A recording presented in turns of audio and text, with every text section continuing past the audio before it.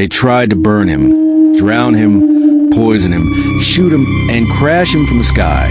But Bright, the activist with 9 graves, refused to die. They called him Bright the White Man, not because of his skin, but because of his light. For 30 years, Bright Dawson had been an activist who stood against the dark, the kind of darkness that wore government suits and smiled for cameras. He was a journalist, filmmaker, and truth seeker. But the truth has a price, and for Bright, that price was 9 graves. Each time they buried him, the world thought it was over, but Bright had a way of crawling out of death's grip again and again. This is his story. It started in Nairobi, Kenya. Bright was investigating an oil scandal that linked a European conglomerate to a series of accidental village fires. One night, as he slept in a guest house near the outskirts of the city, the fire came for him.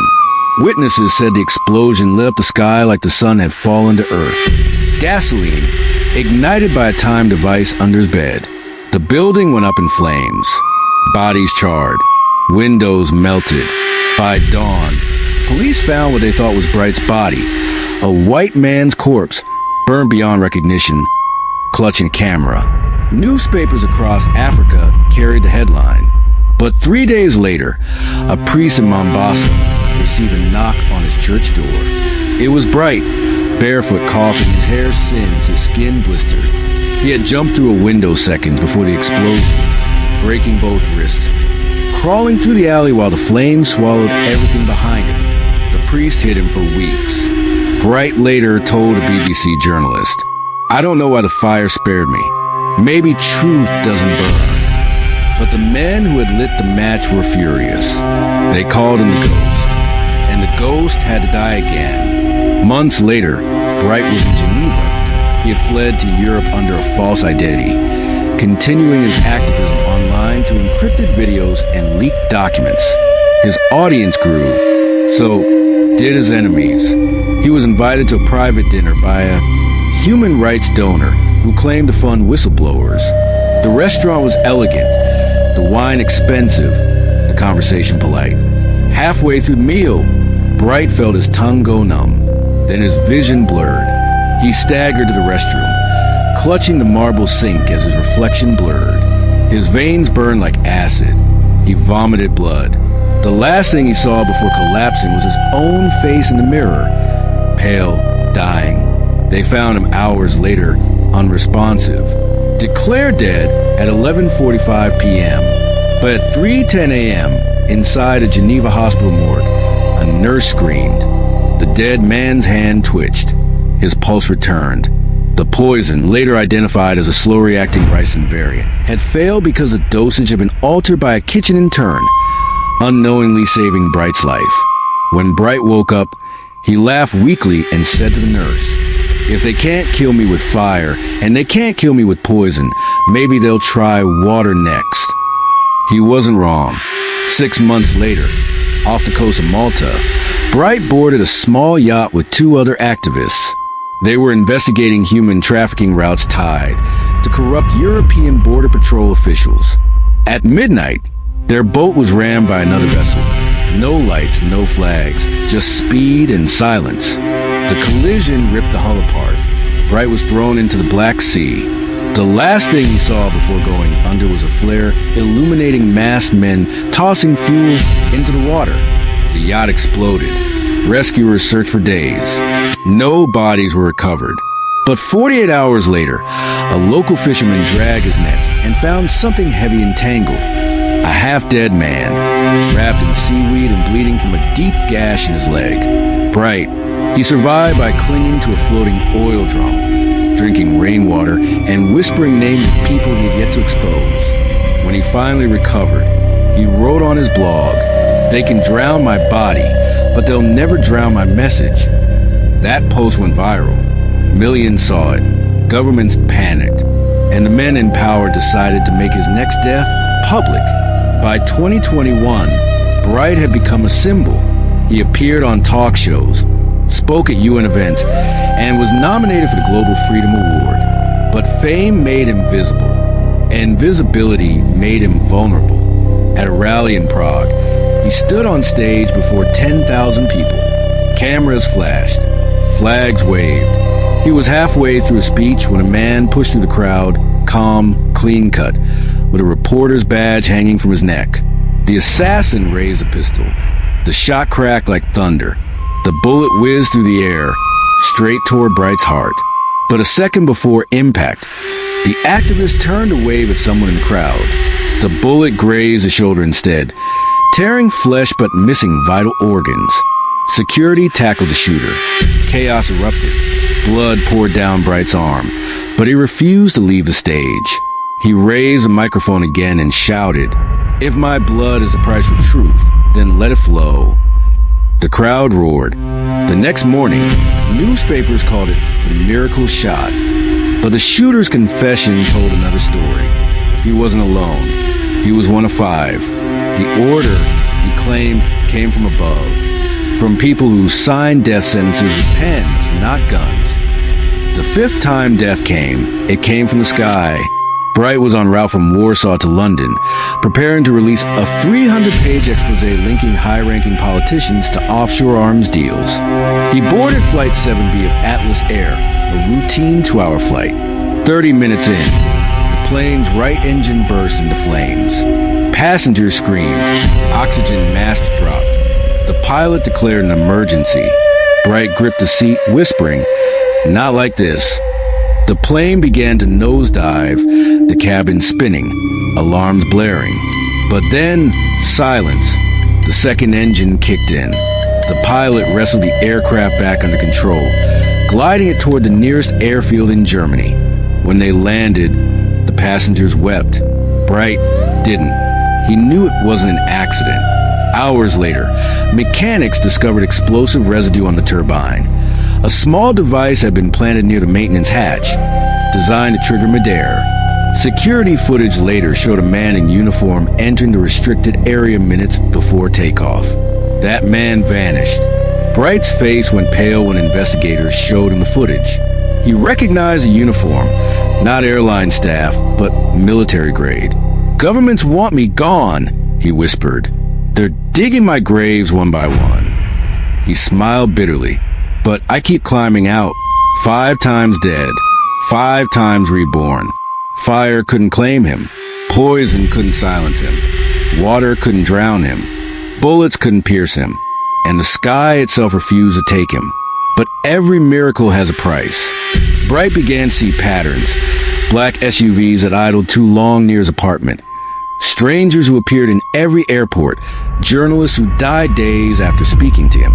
His friends told him to quit, to hide, to vanish into anonymity. He refused. "If truth dies with fear," he said, "then I was never alive." And yet, the 6th death was already in motion.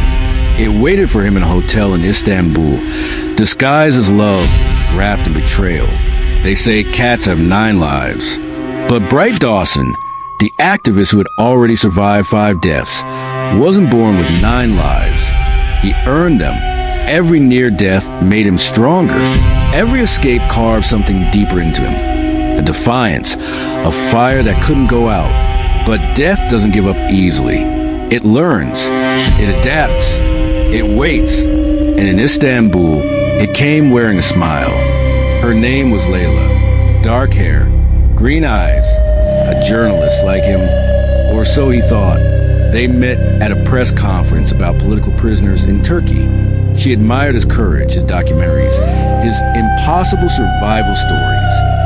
Within weeks, they were inseparable.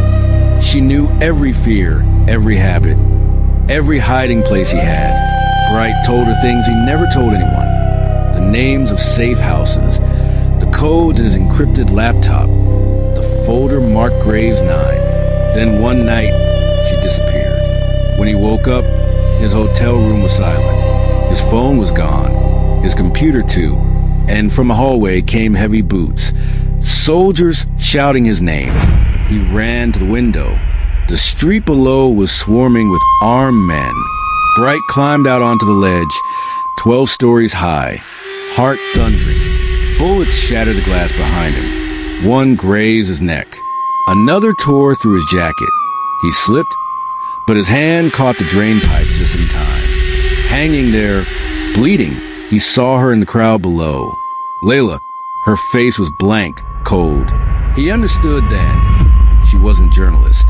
She was an infiltrator, a honey trap sent to deliver him to the intelligence agencies he had been exposing. He dropped, not to surrender, but to escape. He landed hard in an alley dumpster, breaking 2 ribs but alive. By dawn, the news broke, but the truth was different. He was hiding in a freight container bound for Greece, whispering one sentence over and over. Love, kill me this time. But love won't bury me. Bright resurfaced months later in Serbia, under a new alias, teaching digital security to young activists. But he was already on every international watch list imaginable.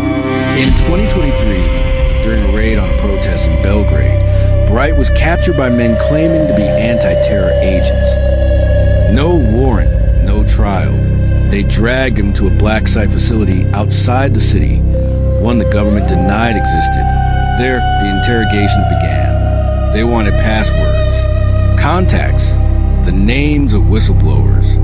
Bright refused, so they strapped him to a metal chair, cold wires pressed against his temples. They called it enhanced persuasion. The first jolt knocked him unconscious. The second made his heart stop for 47 seconds. Doctors signed his death certificate. The guards dumped his body in a morgue bag, preparing for disposal. But as the truck rolled toward the cremation pit, one of the medics noticed movement. Faint but real. Bright's fingers twitched. His lips moved. He was alive. The electric current had reset his heart rhythm instead of destroying it. He escaped that same night, crawling through the drainage shaft with burns on his chest and wrists that never healed. Later, when a friend asked how he survived, Bright only said, "They tried to turn off my light, but I am the light." That video clip, 15 seconds long, went viral worldwide. Governments called it propaganda. People called it a miracle. By now, the myth had become bigger than the man. Some said Bright was immortal. Others claimed he was an intelligence asset with 9 doubles. But Bright was just a man who refused to stop. He returned to Africa, to Rwanda this time, where he exposed a secret weapons deal masked as an aid program. Within days, he was arrested and thrown into Kigali's central prison, one of the harshest in the continent.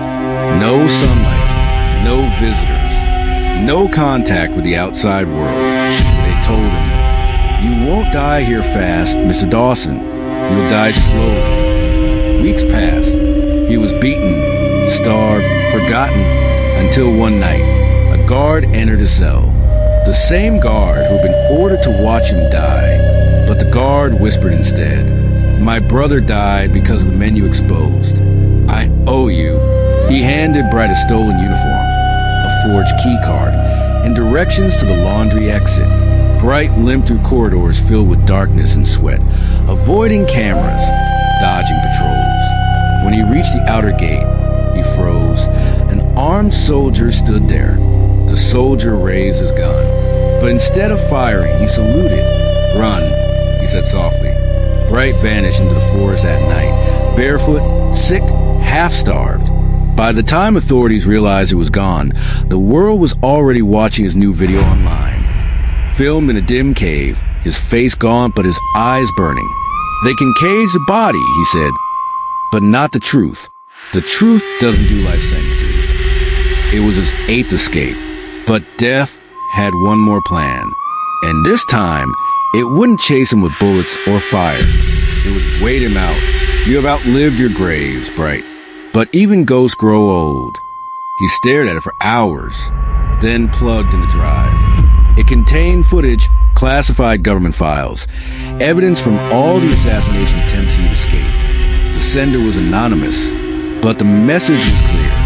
Someone inside the system wanted him to release it all. He hesitated for days. He was tired, sick. His hands shook constantly. But on the 9th day, he walked to a cliff overlooking the Icelandic Sea, the same place where legends say the Vikings met their gods. He recorded one final video. His voice calm, his eyes hollow but determined.